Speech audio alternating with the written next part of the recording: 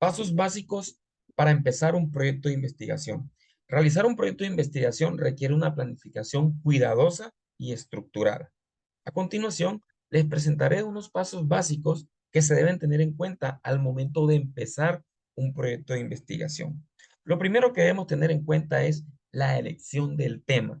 Eso es lo primero que debemos hacer. Un tema que sea de interés personal, que tenga relevancia y viabilidad. Con relación al interés personal, debemos elegir un tema que nos apasione o que nos resulte interesante. Además, que sea con base en una necesidad. Eso va a permitir que nuestra investigación tenga un factor de impacto. Además, nuestro tema debe tener relevancia. Debemos asegurarnos de que el tema sea relevante y tenga importancia en nuestro campo de estudio.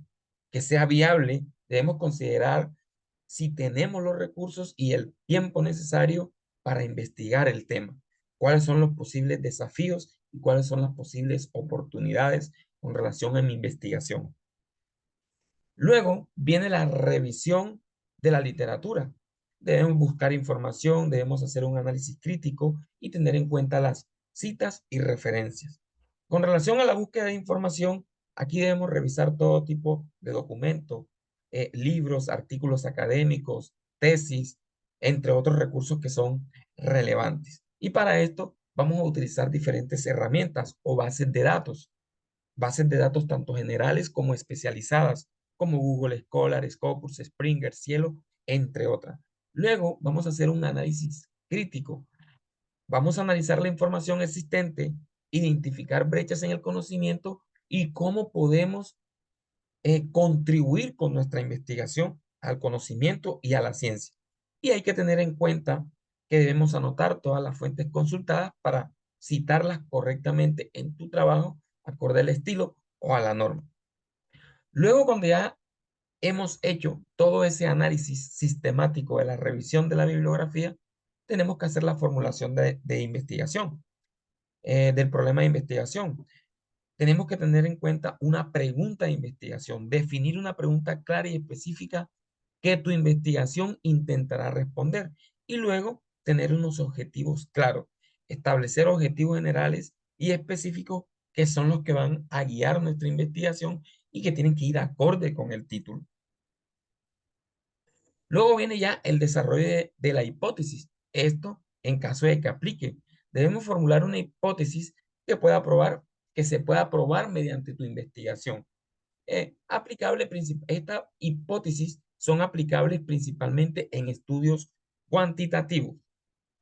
Luego, cuando tengamos la hipótesis, la recolección de la información, la pregunta problema y demás, debemos hacer un diseño metodológico. Es decir, tenemos que tener en cuenta el tipo de investigación, los métodos de recolección de datos y cuál va a ser la muestra. En el tipo de investigación debemos decidir si nuestra investigación será cualitativa, cuantitativa o mixta.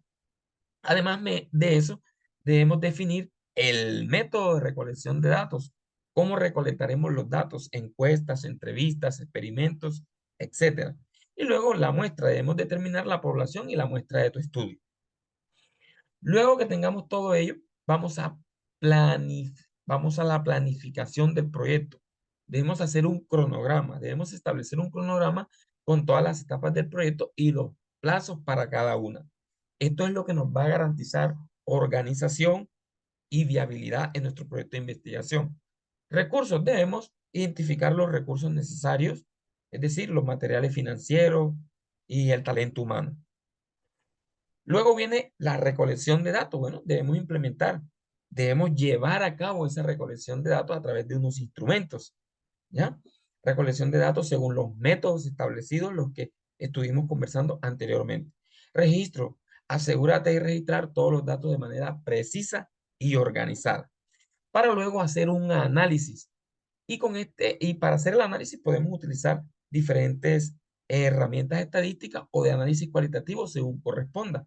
En algunos casos, para el análisis estadístico, podemos utilizar el software SPSS o para el análisis cuantitativo, uno de los más usados, que es el Atlas-T. Y luego viene la interpretación. Debemos analizar e interpretar los datos en relación con tu pregunta de investigación y tus objetivos. Y luego viene la redacción del informe. todo informe académico debe tener una estructura, debe tener claridad y debe tener su referencia. En la estructura debemos seguir una estructura lógica, es decir, debe tener una introducción, una metodología, unos resultados, discusión, conclusiones y referencias. Y luego, nuestro documento académico debe tener claridad, debe ser preciso y conciso. Asegúrate de que tu redacción sea clara, coherente y libre de errores gramaticales. Y en la referencia, debemos tener en cuenta que tenemos que citar todas las fuentes utilizadas siguiendo el formato de citación adecuado. Ya esto depende la norma que exija la editorial donde queremos publicar nuestro documento, si es APA, MLA, Chicago, IEEE, Vancouver, entre otras. Eso lo debemos tener en cuenta. Y luego viene la revisión y edición. Primero, nosotros mismos debemos leer y releer el documento, dejar que se refresque y nuevamente leerlo, para asegurarnos de que cumple los objetivos y responda a las preguntas de investigación. Además de eso, debemos pasarle nuestro documento, ese documento que deseamos publicar, a unos pares amigos que nos revisen el documento y, si es posible, nos hagan sugerencias para mejorar, sugerencias de correcciones, aplicar las correcciones necesarias tanto de contenido como de formato. Y luego viene la presentación y defensa en caso de que sea una tesis o debemos presentar nuestro proyecto para su aprobación. Debemos preparar, preparar una presentación clara, concisa de tu investigación.